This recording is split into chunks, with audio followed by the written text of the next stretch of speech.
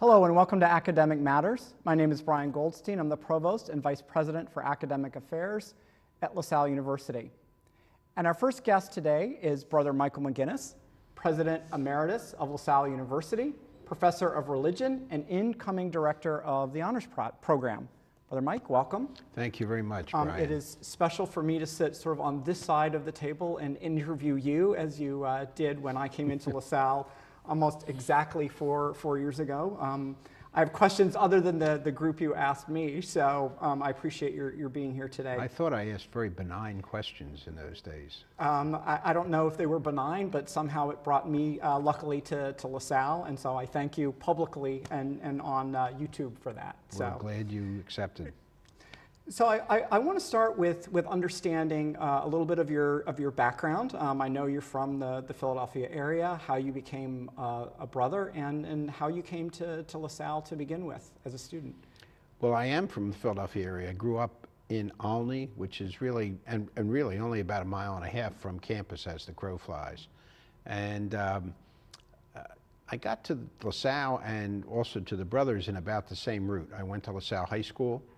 That's where I met the brothers, and under a variety of influences, some subtle, some not so subtle, the brothers asked me to join the order, and I thought it was worth doing, and off I went to the training.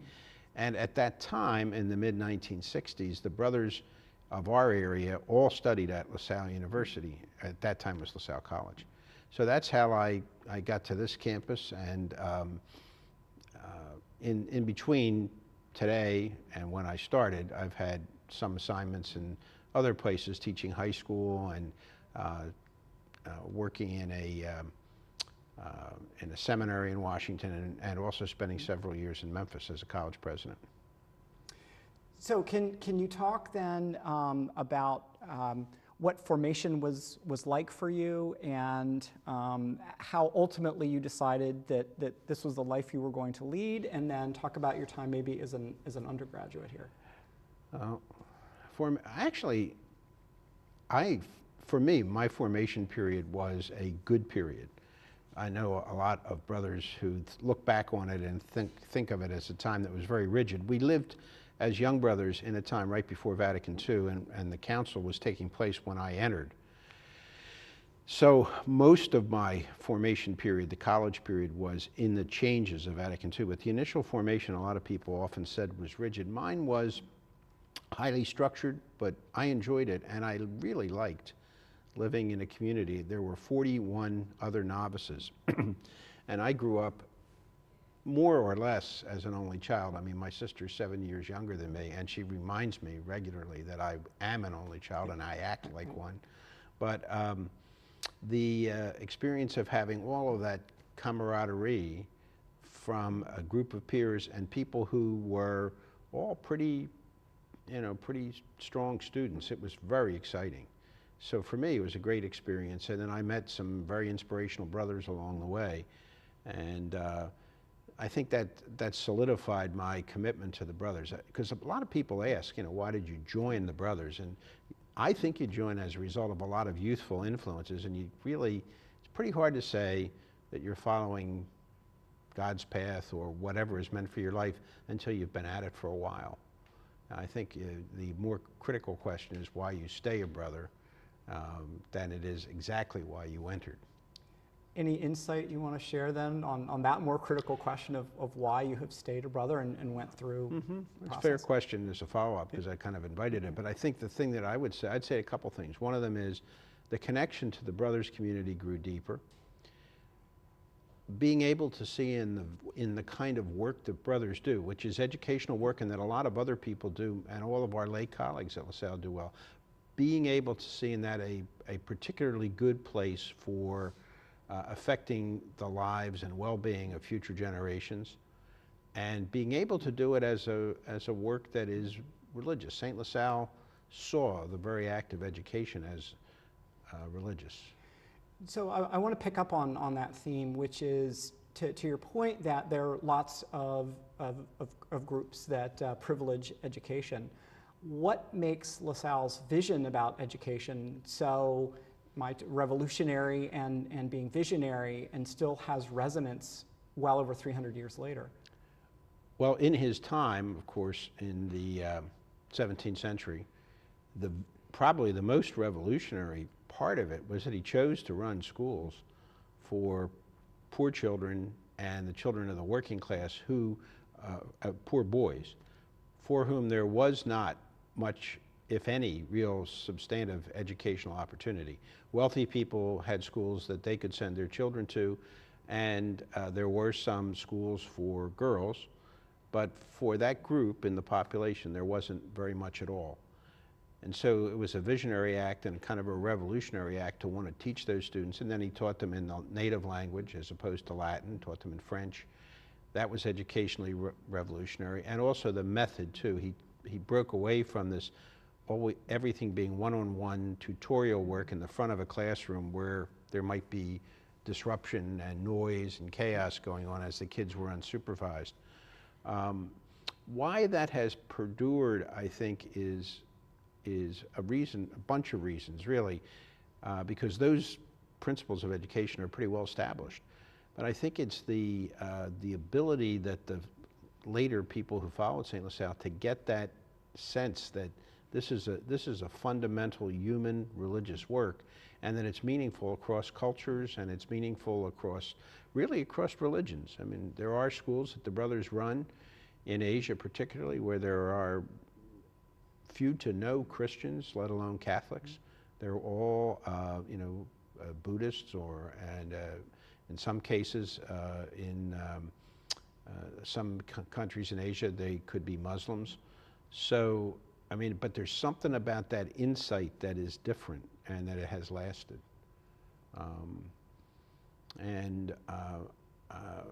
I think it's also an egalitarian view of life and also of the teaching profession too, because in general in the brother schools, there's always been a great respect for lay colleagues, at least in my lifetime.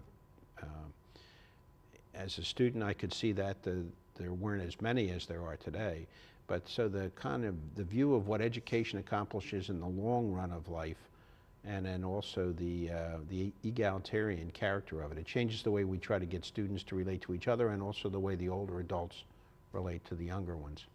So using that as a jumping off point to talk about the new role that you're moving into, which is director of the honors program, why did you feel like that was a good fit for you personally, and maybe even professionally after being a president for 15 years, and how will you see imbuing that spirit into students in the honors program, particularly if they don't come from a Christian Brothers school? Well, why I saw it as a good fit for me has multiple dimensions to it. I mean, my predecessor, Rich Nigro, worked as my provost, and we worked together for 10 years. Rich, when we discussed my appointing him, made the comment that, you know, by virtue of his office and experience, it brings a level of stature to the honors program. And I hadn't actually thought of that particularly. I think that's true. I think in some senses that I bring that with me. I bring a level of recognition among the alumni, particularly among honors alumni, that I thought would be helpful to the program in the long term, in the short and long term, and also to the university. I mean, there are many, many honors alums, and when I was president, I would have said we could have done a more thorough job of engaging all of them in the process of networking and also seeing to the future in a fundraising sort of way. Many of the honors grads are involved, but there are many more who could be more involved. So I brought that, and then I think the other thing is that when you've been around LaSalle, you get to see the fact that in the honors program there's an awful lot of students who have influence on campus. They're not all, by any stretch, the only leaders, but there's a lot. And I think to be in that spot is a good place for a brother. I'm not going to serve 20 years, 10 years. I mean, I have a short-term run in me, and I think it's a good time, and I have think I still have enough energy. I think I mean, I would say one thing about the honors program that I can bring to it that I hope will kind of, the students will turn on to is I think that we could probably make more connections between the LaSallian spirit of the institution objectively in the honors program. I mean, I think that that's been there. It's been probably more implicit, and a lot of the students in the honors program have been to LaSallian events. So I think if I take their interest and my interest, we can add a dimension. So perhaps it's premature to ask the question, but other than that, are there other goals you have for the program or ideas you have for the program moving forward? Or well, I'm realistic enough to know, having been president of 2 schools, that going in and trying to create something better out of the already pretty good is not the best strategy in life. Usually I think the enemy of the good is the better.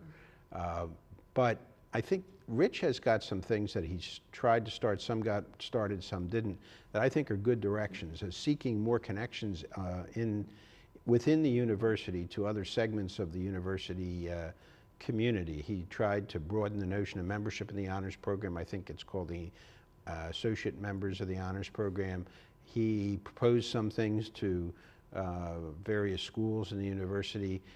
They probably weren't cooked yet, and I think some of those proposals have value that would maybe, I think, make the honors program an even more effective place for integrating some of the educational activities that we have.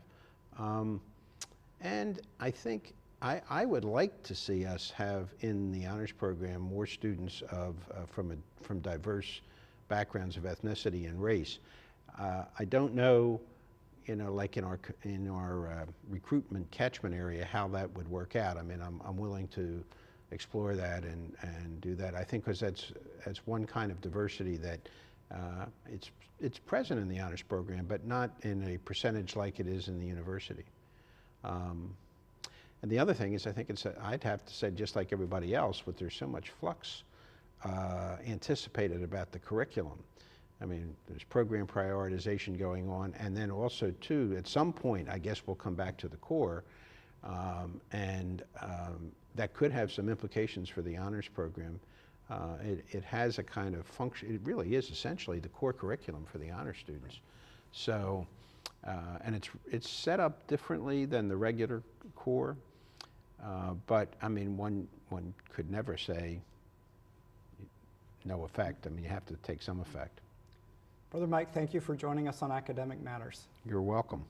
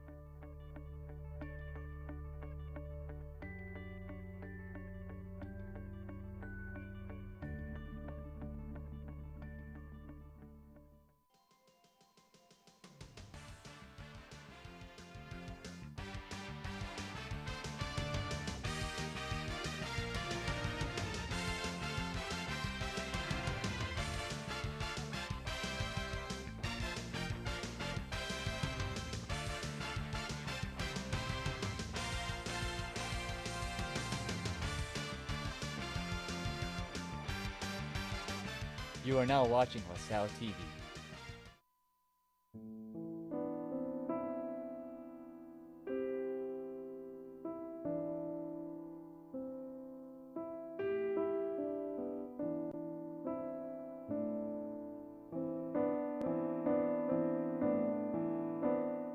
I think that a healthy body image means that, you are comfortable being the best you that you can be.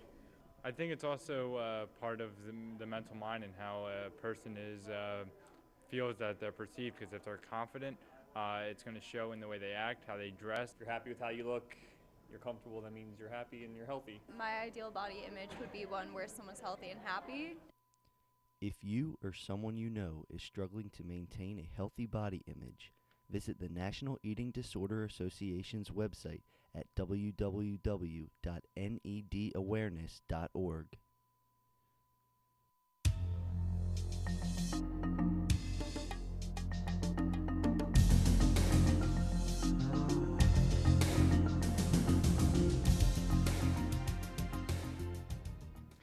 Welcome back to Academic Matters. I'm Brian Goldstein, Provost and Vice President for Academic Affairs at LaSalle University.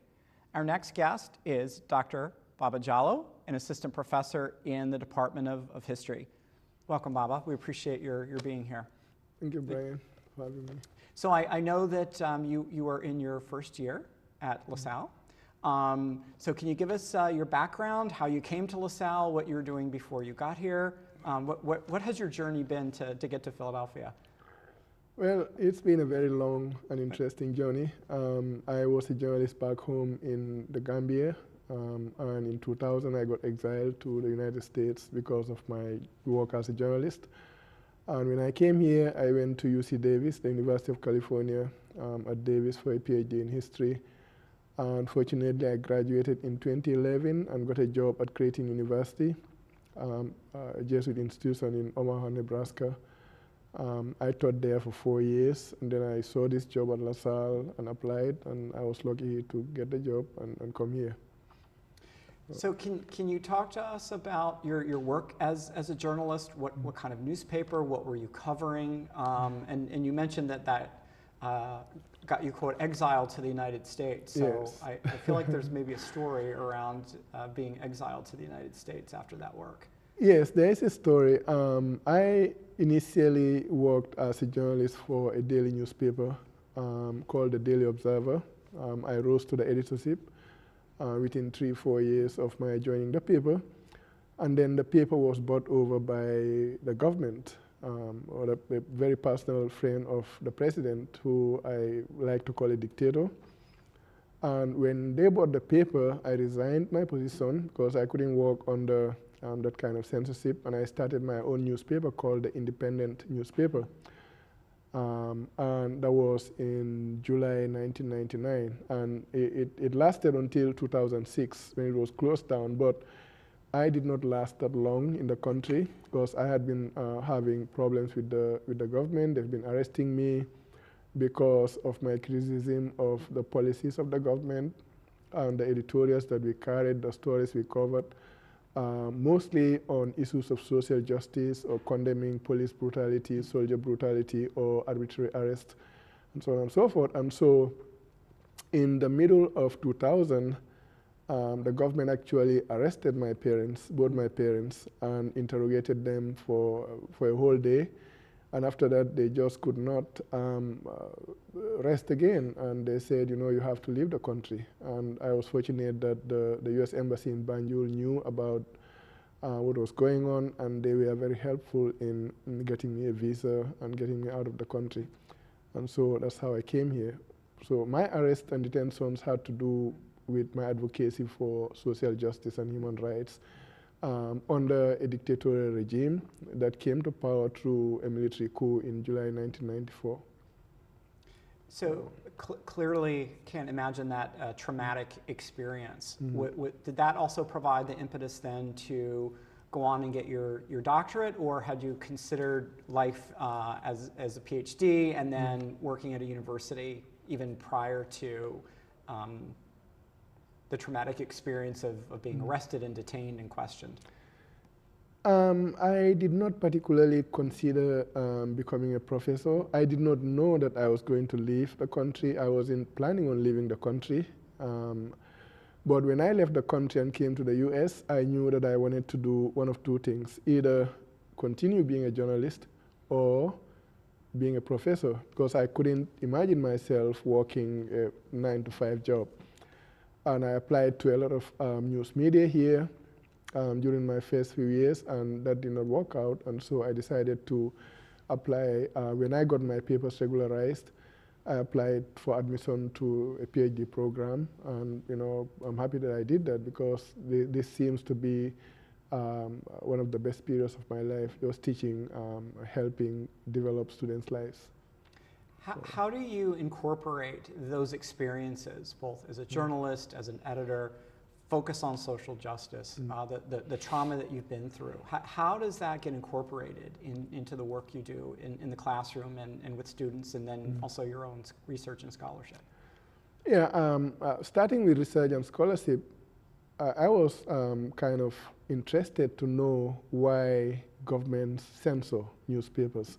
And so my doctoral dissertation was on censorship in Ghana. I couldn't work in my own country of Gambia, so I chose Ghana. So I did extensive research on various forms of censorship and why governments censor newspapers, try to prevent the expression of people's opinions or criticism of certain policies.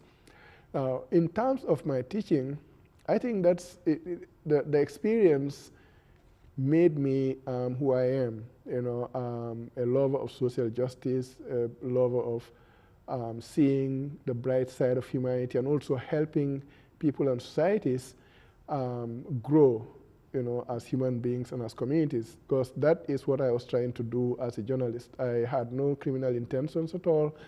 I had never committed a crime at all.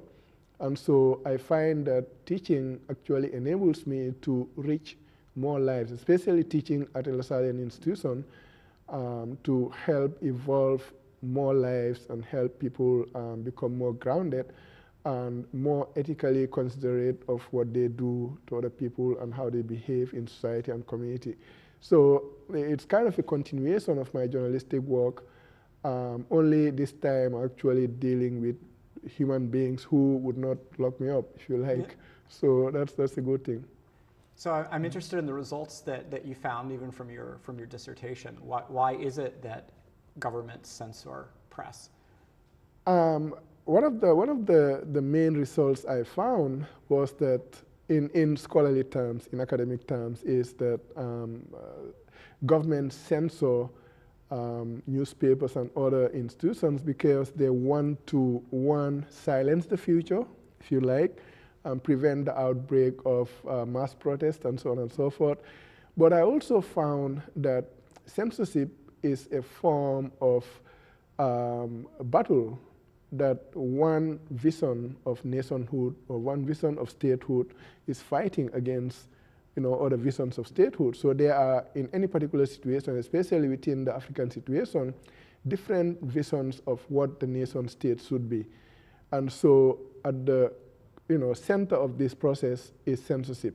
You know, the government is powerful and they want to advance their own idea of what the country should become. Whereas you have the opposition newspapers or the opposition parties who are also advocating visions for the same country, but that run counter to the visions of the state. So essentially that nexus between what I think the country should be and what you think the country should be is the primary cause of censorship in my findings.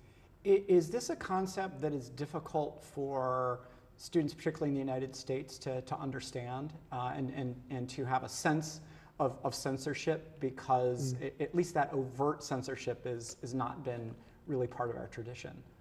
It might be, but I find that a lot of students actually grasp the idea pretty quickly if I explain it to them.